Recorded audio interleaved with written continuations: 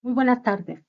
Soy Lucía Hernández López, alumna del Instituto Universitario Mexiquense. Mi docente es la doctora Rocío Gómez Marín. Eh, Estoy estudiando el doctorado en educación. La materia se llama Seminario de Investigación Especializado. Mi tarea es un proyecto de investigación y mi proyecto se basa en los problemas escolares actuales, los que hay ahorita, en, actualmente en este 2023. Los problemas escolares siempre han estado, ¿sí? Desde hace muchísimos años, eso no se va a acabar, eso siempre va a haber, ¿sí? Entonces, de acuerdo a una investigación cualitativa en la educación, esos problemas son la mayoría de lo mismo, lo que les dije. Se va a buscar y se va a comprender la realidad, la forma y la manera de actuar de los niños, como sus habilidades, para incidir en el cambio que se debe hacer mediante una reflexión. Esta investigación permite aplicar y proponer mejoras continuas a la estructura de la realidad social emergente, de la formación de estudiantes, docentes y también la comunidad educativa. Se soporta en la transferencia, en la producción concreta de conocimientos, las ideas, las acciones, materiales, lo que necesariamente a partir de la revitalización se corrigen, se rectifican y se modifican y bueno, cabe mencionar que esto se basa en un proceso, ¿sí? Contamos con algunas etapas del proyecto y esto es con el fin de darle una solución. Primero que nada, se va a hacer un análisis de la situación educativa, ver de qué manera o dónde está el problema en los niños y cuáles son. No son todos los niños de la escuela, siempre hay niños con algún problema, que vayan mal en alguna materia o que no, ahora sí que están distraídos, que hacen bullying o que les hacen bullying. Son muchos factores, muchas cosas que influyen en lo que es bueno, en los problemas. Se hace un análisis, se hace una selección, ahí es donde digo y menciono que, pues bueno, se hace la selección de ver qué, a dónde, pero no de todos los niños, son específicamente de algunos niños con problemas y que no tienen buenas calificaciones y que tienen distracción, como lo mencioné. También vamos a llegar a la definición de los objetivos del proyecto, una justificación del por qué, ¿sí? El por qué se está haciendo este proyecto, una planificación de todo lo que se va a hacer mediante un cronograma de trabajo. Los recursos humanos, materiales y económicos siempre van a estar igual. Tenemos que contar con todo eso. Se hace una evaluación. ¿Para qué? La evaluación es para que ver hasta dónde, cuál es su capacidad, hasta dónde llega su capacidad, hasta dónde llega su habilidad en algún niño. Y también tenemos una redacción de un proyecto, pues sí, del proyecto terminado ya. Vamos a ver qué es lo que logramos a través de estos puntos. En cuanto a la selección y definición del problema, tenemos algunas sugerencias para seleccionar correctamente el problema. Y son, primero, se va a verificar que el problema tenga solución viable y que sea a corto plazo. También debemos de contar con las autoridades institucionales y verificar que el problema aporte al progreso de la institución. O sea, sí tenemos que ver que este problema, pues, se logre, ¿no? Y salga adelante, porque si se va a hacer algo, bueno, pues que tenga alguna solución.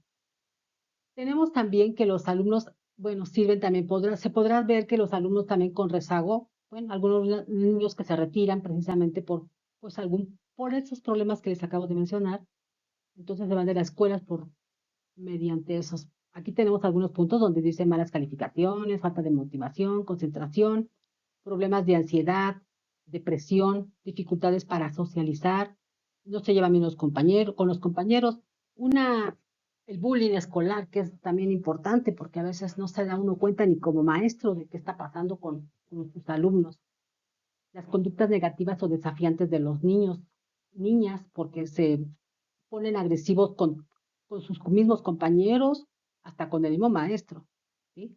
Le faltan al respeto. Entonces, hay deserción escolar también, pero pues a veces es el recurso, que son económicamente, pues bueno, hay muchas familias que están mal, que no cuentan con los recursos necesarios para poder darle los estudios a sus hijos. Es importante que aprendamos a diferenciar las expresiones o manifestaciones de los problemas escolares, de sus causas, porque cuando no lo hacemos, corremos el riesgo de atacar la consecuencia y no la dificultad de raíz. Como habíamos mencionado, un análisis de la situación educativa. Se van a analizar las necesidades de los alumnos, tomando en cuenta las opiniones expresadas por los directivos, docentes de los mismos alumnos. Se definen las causas y consecuencias y se identifica también y se puede resolver. Se realiza un proceso como una evaluación cualitativa, donde se pretende valorar y el proceso de aprendizaje. Tenemos también lo que el estudiante ha logrado, lo que le falta por alcanzar y lo que no ha logrado. Los problemas más comunes que tenemos es la dificultad de aprendizaje y son las condiciones intrínsecas al alumno que puede tener como base orgánica. Por ejemplo, la dislexia, la discalculia o el trastorno por déficit de atención e hiperactividad. Se estima que este tipo de problemas escolares afectan a 1 de cada 10 y jóvenes en edad escolar. El simple hecho de capacitar a los maestros para poder identificar alumnos con alguna condición o problema de aprendizaje, desplegar estrategias de enseñanza adaptadas y asesorar a los padres de familia puede mejorar mucho el rendimiento y las oportunidades académicas de una gran parte de la población escolar. Quiere decir, también los maestros, nosotros como docentes, como maestros, pues tenemos que capacitarnos, tenemos que ver de qué manera podemos apoyar a este tipo de problemas que tienen los niños, porque muchos niños están ya en las escuelas normales, anteriormente se les asignaba a otro lugar especial, pero siempre es como discriminación también. Entonces, bueno, pues los niños están dentro de, y pues el maestro tiene que capacitarse para poder ver ese tipo de problemas que tienen o que cuentan los niños. Los problemas escolares también está como el abandono escolar. Es uno de los desafíos también que enfrenta el sistema educativo para garantizar el derecho a la educación. Es el de favorecer la permanencia, o sea, que los niños sigan en la escuela, por lo menos a cumplir ahora sí, el grado escolar, que es nivel secundaria, ¿sí? A veces en este contexto se enfrenta al abandono escolar. ¿Por qué? Porque afecta precisamente a las niñas, niños o jóvenes, porque pues son pobres, no cuentan con recursos, ¿sí? No cuentan con recursos. Entonces, por bajo capital, pues no pueden continuar con sus estudios. Las mayores tasas de abandono escolar, en esos grupos se refleja a menudo no solo una mayor presión de las familias para que sus hijos, porque pues bueno, los ponen a trabajar también. Hay familias también disfuncionales, que es otro punto. De acuerdo con la UNICEF, casi la mitad de niños y niñas y jóvenes de Latinoamérica están en riesgo de que su núcleo familiar no cubra adecuadamente sus necesidades básicas, tanto físicas como emocionales. Hay problemas de disfunción familiar, son extremadamente comunes, ¿sí? ¿Por qué? Porque, bueno, en las familias siempre existe la violencia también. Muchas veces no sabemos como maestros que hay violencia en su misma casa, el machismo, el abuso, la carencia prácticamente se han normalizado en muchas regiones, pero pues eso no se va a acabar. Siempre continúan en los pueblos o en los lugares más lejanos, es donde se ve todo eso. Esto se ve reflejado principalmente en problemas escolares, de aprovechamiento, de conducta, de acoso, y por eso precisamente los niños se van, se retiran, o bueno, los sacan los mismos padres, ya no los mandan a las escuelas. Las causas subyacentes a la disfunción familiar pueden tener que ver con falta de educación, con adicciones, con falta de oportunidades, con un contexto social hostil o todas las anteriores. También puede ser, o sea, puede ser que todas las anteriores que acabamos de mencionar sean los problemas. La falta de inclusión. Tenemos la diversidad cultural, racial, sexual, religiosa, socioeconómica y estructural, así como la discapacidad en cualquiera de esas formas o incluso los diferentes estilos de aprendizaje. Están presentes en todos los estratos de la sociedad, tanto a nivel individual como familiar. Sin embargo, la mayoría de los entornos escolares privilegian a los estudiantes neurotípicos, que provienen de familias nucleares y que se adaptan a un estándar estético y hetero normado muy restrictivo, mientras que los demás están en riesgo de rezagarse académicamente por falta de acompañamiento adecuado o incluso, o incluso de sufrir discriminación tanto de sus compañeros como la de su propia institución. También se ha visto que los mismos profesores, los mismos docentes, discriminan a niños, niñas, ¿sí? Desplegar políticas genuinamente inclusivas para los estudiantes y para las familias, concientización en la diversidad de todo, a todos los implicados, disminuye sustancialmente el riesgo de acoso, acoso escolar, la depresión, la ansiedad y bajo aprovechamiento escolar. Tenemos la baja competencia también del docente. Nosotros como maestros somos responsables de darle la máxima relevancia posible al conocimiento.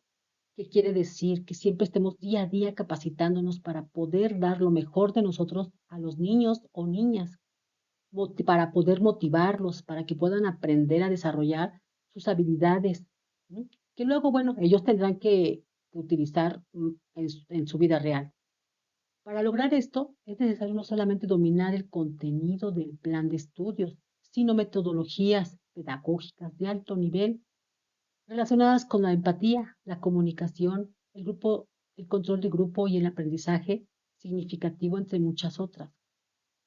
Cuando nosotros como docentes estamos capacitados y actualizados, continuamos y nos vamos a asegurar de que podamos dar motivación, habilidades, conocimientos y ellos van a tener un mejor desempeño académico.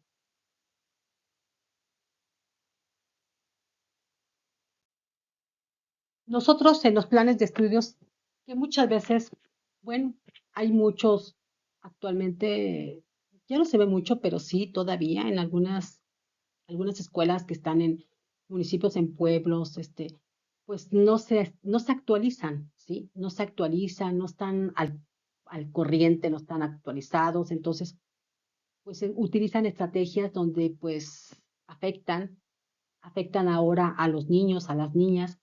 Entonces tenemos que ver la manera de que todo docente debe de estar capacitado para poder dar el mejor conocimiento a las niñas, a los niños, ¿sí?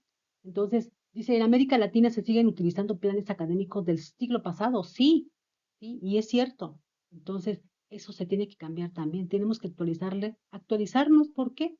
Porque ya está lo nuevo, ¿sí? Sí, a lo mejor hay cosas, hay algunos métodos que anteriormente, pues sí, son buenos también, pero hay que estar siempre actualizados, hay que capacitarnos para poder dar lo mejor de nosotros, así poder también motivar a nuestros niños, a las niñas, a los niños y darle una solución a los problemas a los problemas de ellos mismos. Muchas veces no saben ni dónde, ni quién los va a apoyar, ni nada.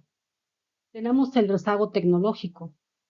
Las nuevas tecnologías se están convirtiendo en uno de los pilares más importantes de la educación, ya que gracias a ellas podemos enriquecer, podemos facilitar y democratizar el aprendizaje, por desgracia.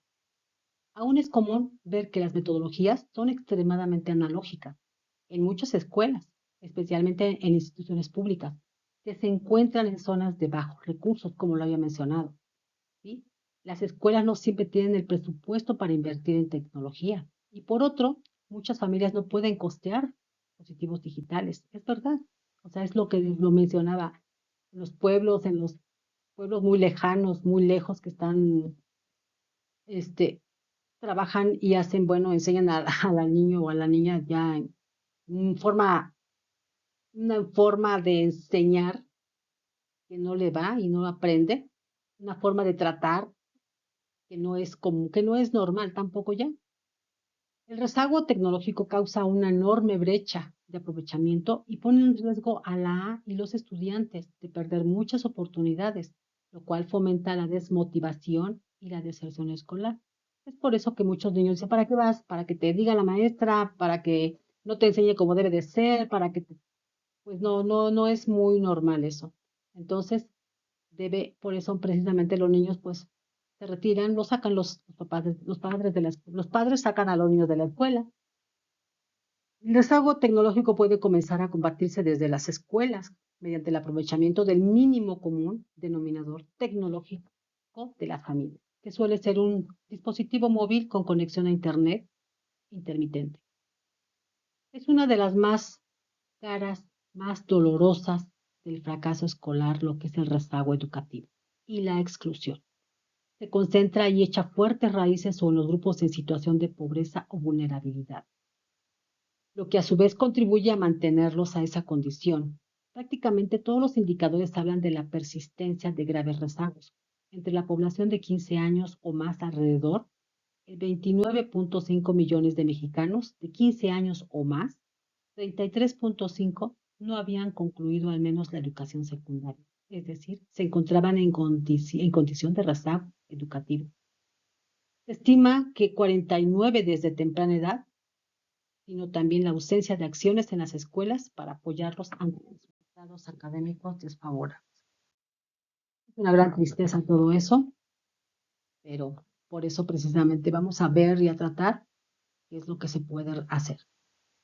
Hay un uso inadecuado también de las tecnologías móviles, ¿sí? El uso de bien los celulares, las tabletas, pueden y deben convertirse en aliado de primera línea para el aprendizaje. No debemos olvidar que su uso indiscriminado, ya sea de consumiendo contenido, mirando redes sociales o utilizando aplicaciones de todo tipo, no es correcto, ¿sí? Porque es una amenaza que puede convertir en una verdadera adicción.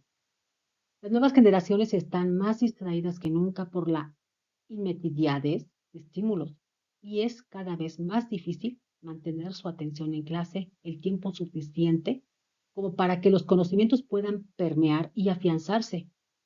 En los casos más graves, vemos alumnos que ya son incapaces de resistirse a la recompensa inmediata que ofrece la tecnología móvil y que sencillamente no se despegan de la pantalla. No basta con controlar y monitorear el uso de estos dispositivos en la escuela. También es importante crear conciencia entre los padres de familia para que no permitan que la tecnología se convierta en un factor de alienación,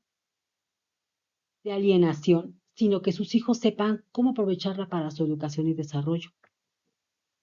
Y también tenemos la materia de inglés, que es muy importante y es prioritaria en las instituciones, porque ahorita en las oportunidades más que nada en el trabajo, para cuando ellos estén grandecitos, pues sepan por lo menos el inglés. Tenemos algunos instrumentos de evaluación, que son pruebas que permiten que el profesor docente, nosotros, a los resultados de un proceso de enseñanza-aprendizaje, es ahí en donde tiene que tomar decisiones apropiadas para el bien del alumno. En cuanto a la evaluación, es de gran importancia, pues nos permite medir el grado de capacidad con que cuenta el alumnado. Se mencionan los diferentes tipos de instrumentos de evaluación para ver de qué manera se puede llegar al logro del objetivo. La evaluación es catalogado como instrumento de gran apoyo, en el cual permite llenarnos de información acerca de cómo el alumno alcanza un aprendizaje excelente. De acuerdo a dichas evaluaciones, debe de haber un buen resultado.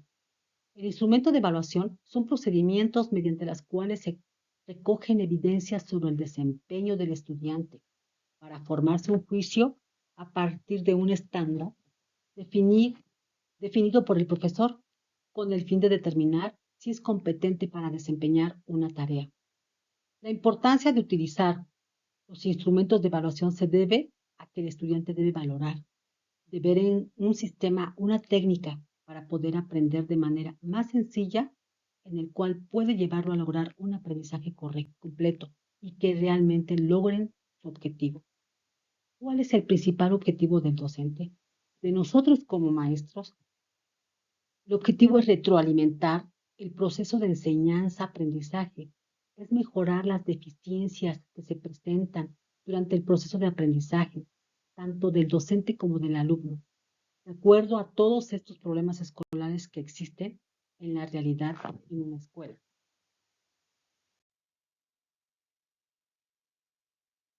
Como habíamos mencionado sobre las técnicas e instrumentos. Primero, ¿qué voy a evaluar? Observación, pruebas escritas sociometría, como son las exposiciones orales, listas de cotejo, diario de clase, guía de observación, pruebas tipo ensayo, pruebas mixtas, diario de clase, escala de actitud, en fin, diferentes tipos. Ahorita vamos a ver lo que son las técnicas e instrumentos para evaluar. Primero las preguntas. ¿Qué voy a evaluar? Técnicas, ¿qué haré para evaluar? En actividades de qué voy a evaluar, pues son las exposiciones orales, el rendimiento, autoevaluación, coevaluación y heteroevaluación. ¿Sí? Técnicas que haré para evaluar. ¿Qué técnicas que haré para evaluar? Pues una observación, pruebas escritas, una exposición oral, lista de cotejos, pruebas objetivas, pruebas de tipo de ensayo, diario de clase, escala, de actitud, en fin, diferentes tipos.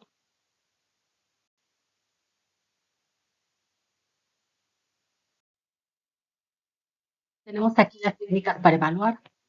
La evaluación se lleva a cabo mediante la utilización de técnicas con sus respectivos instrumentos o recursos que permiten verificar si las competencias han sido alcanzadas según lo especifican los indicadores de logro propuestos. Una valoración se realiza.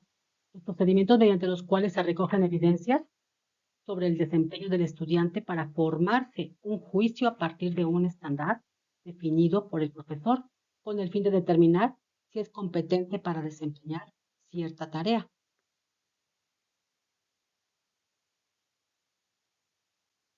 Estos son los instrumentos, lo que se llama instrumentos de evaluación. En cuanto al aspecto cuantitativo, el enfoque cuantitativo de investigación se caracteriza por privilegiar la lógica empírica deductiva a partir de procedimientos rigurosos, métodos experimentales y el uso de técnicas de, de recolección de datos estadísticos. El conocimiento empírico se aplica, así como existen muchos otros conocimientos, han surgido a través de la observación o la percepción y de la prueba y del error. A esto se le llama conocimiento empírico. Se trata de un conocimiento que se adquiere con la experiencia. Cuando preguntamos a los estudiantes de primaria cuál deporte es su preferido, pues contestan fútbol, saltar la cuerda. Por lo regular, bueno, son niños menores de edad que les gustaría saltar la cuerda. A las niñas, a los niños, por ejemplo, les gusta el fútbol. También podemos tener en cuenta que a las niñas sí les gusta saltar la cuerda. Entonces, tenemos dos variables. Una, la edad de los estudiantes, variable 1, variable 2, el género o sexo de los estudiantes. Las variables cualitativas son aquellas que expresan características o cualidades. Un ejemplo es el deporte favorito, el lugar de nacimiento, el color del cabello, la comida favorita. Las variables cuantitativas son aquellas que se expresan mediante números, es decir, se puede contar, por ejemplo, la edad de los estudiantes de un curso, la hora de acostarse de los estudiantes, la cantidad de juguetes que tiene un niño, el tiempo que tarda una pastilla efervescente en disolverse. Tenemos las características de los instrumentos de medición. Estos instrumentos de evaluación de alumnos miden los resultados máximos mediante una aplicación estándar y un uniforme común para todos, por lo que deben considerarse como un medio de análisis, de trabajo y del esfuerzo de cada estudiante. La evaluación permite determinar cómo aprenden los estudiantes, qué aprenden y qué conocimientos requeridos tienen. También sirven para promover un aprendizaje. Un instrumento de medición es un equipo que se utiliza para comparar proporciones de magnitudes, una unidad de medida, patrón, previamente establecida. Y de esta medición resulta un número en que nos arroja la relación entre el objeto que estudian y la unidad de referencia. En cada escuela, contamos con una escuela primaria en la que yo me basé, en Adolfo López Mateos, que está. Entonces ahí se verifica realmente la necesidad de las niñas y de los niños y qué problemas son los que le afectan. Muchas veces no sabemos las problemáticas de la escuela y esta es una de ellas. Antes que nada, voy a mencionar un aspecto económico y un principal problema que hubo en todo el mundo fue el COVID.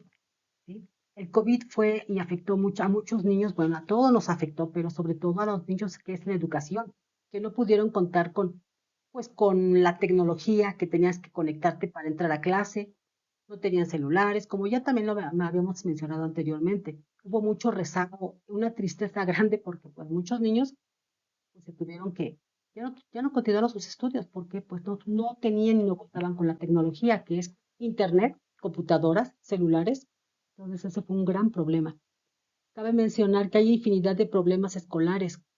Mencioné solo algunos, pues el término del ciclo escolar, muchos no terminaron debido a que muchos problemas económicos, malas calificaciones, motivación, también un problema que hubo dentro de los niños fue la depresión. Ellos depresión están en casa, ¿sí? Entonces hubo deserción escolar. Para aplicar las técnicas de evaluación también se debe de tomar en cuenta que deben ser objetivas, confiables y precisas. Para lograrlo se requiere de instrumentos bien estructurados. Los alumnos y las alumnas deben conocer y comprender los criterios de evaluación. Las alumnas, los alumnos deben conocer también claramente los requerimientos y las formas aceptables de desempeño. Deben estar conscientes de que sus ejecuciones serán comparadas con los requerimientos establecidos y con las de otros alumnos o alumnos. Una justificación del proyecto son las razones por las que se considera necesario implementar el proyecto. Deben describir la relevancia del problema y por qué deben de atenderse a identificar el problema en cuanto al rendimiento escolar, en cuanto a la nutrición, la violencia, familias disfuncionales. Todo esto ya lo habíamos mencionado. Entonces, esto es de gran importancia. La utilidad que aportará a la comunidad educativa estará enfocada a la escuela primaria Adolfo López Mateos, Santiago Miltepec, del municipio de Toluca, Estado de México.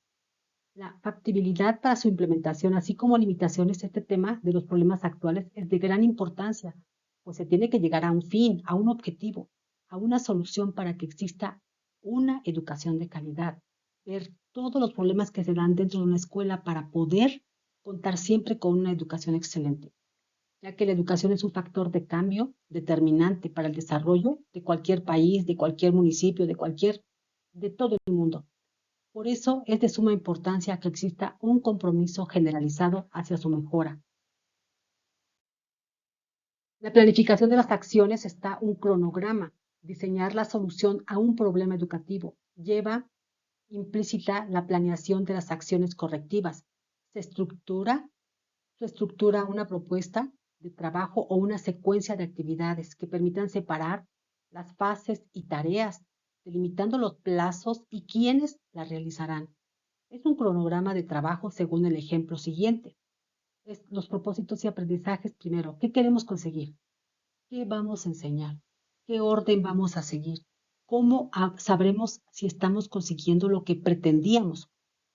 ¿Cuándo enseñaremos cada cosa? ¿Y con qué vamos a enseñar? Recursos, esto es lo que es recursos humanos, materiales y tecnológicos. Debemos de contar con todo esto, ¿sí? ¿Quiénes participarán en el proyecto? Los roles y funciones. Recursos a utilizar en la instrumentación del proyecto, tecnológicos como equipos necesarios para la instrumentación del proyecto. La evaluación es algo muy importante porque se evalúa de distintas formas. Evaluación de proceso formativa. Se requiere el cumplimiento de la programación de cada una de las actividades, utilización de los recursos, cumpliendo los tiempos, entre otros. Lo importante para obtener un producto de calidad es asegurar desde un comienzo evaluaciones de proceso, de manera que las debilidades finales sean escasas y las fortalezas sean los que predominen, tienen como propósito ir mejorando el proyecto de cada etapa. Una evaluación de los resultados recoge los principales resultados y logros relacionados con los objetivos y permite partir del análisis de los datos establecer el cumplimiento de dichos objetivos. La redacción del proyecto se encuentra delimitada en los documentos contenidos en el formato guía. La identificación del problema educativo, conceptualización, categorización, estructuración, diseño, ejecución, para poder solucionar el problema de una evaluación de la acción ejecutada. En cuanto al rendimiento escolar, en cuanto a la nutrición de violencia, familias disfuncionales, falta de inclusión, baja competencia docente, todo eso es afecto, o sea, todo eso son problemas. Identificar qué relación tiene la formación nutricional y los alumnos de bajo rendimiento. Otro punto es la influencia de los ingresos familiares en el rendimiento escolar de los alumnos. Detectar también las habilidades de atención hacia los niños que carecen de una nutrición adecuada y los efectos del rendimiento escolar. Está el económico, la educación. Es muy importante todo eso. Los componentes de un proyecto Primero, son preguntas, ¿no? ¿Qué se va a hacer? Para poder identificar, primero, ¿qué se va a hacer? ¿Por qué? ¿Qué propósito tiene? ¿Para qué? ¿Qué objetivo hay? ¿Cuánto se va a hacer? ¿Dónde? Una localización, una ubicación. ¿Cómo? ¿Cómo se va a realizar? Se puede hacer mediante actividades. ¿Cuándo? Existe un cronograma. ¿Para qué? Para ver cómo, de qué manera se realizará. ¿Con qué y con quiénes? También cuentan los recursos, las responsabilidades y bajo qué condiciones. En conclusión, tenemos también, primero, el proyecto de vida es un plan que una persona se traza para conseguir objetivos en la vida, es un camino para alcanzar metas. Toda persona tiene una vocación o misión específica en la vida. Toda persona debe llevar a cabo un destino concreto que exige su cumplimiento. De este modo, la tarea de cada persona es única, así como la oportunidad específica de realizarla. Este proyecto se va formando desde que somos pequeños. Por ello, los niños y adolescentes requieren de adultos que se interesen en ellos, que los acompañen, que los guíen y les sirvan de ejemplo. La importancia de un proyecto de vida es una herramienta que nos permitirá aprovechar todos los recursos que la vida nos va ofreciendo en el camino y así llegar más fácilmente a nuestras metas. Todo proyecto pequeño o grande permite sentirse competente y se convierte así en un factor protector de muchos problemas como la apatía, la depresión, la baja autoestima, las adicciones o la delincuencia.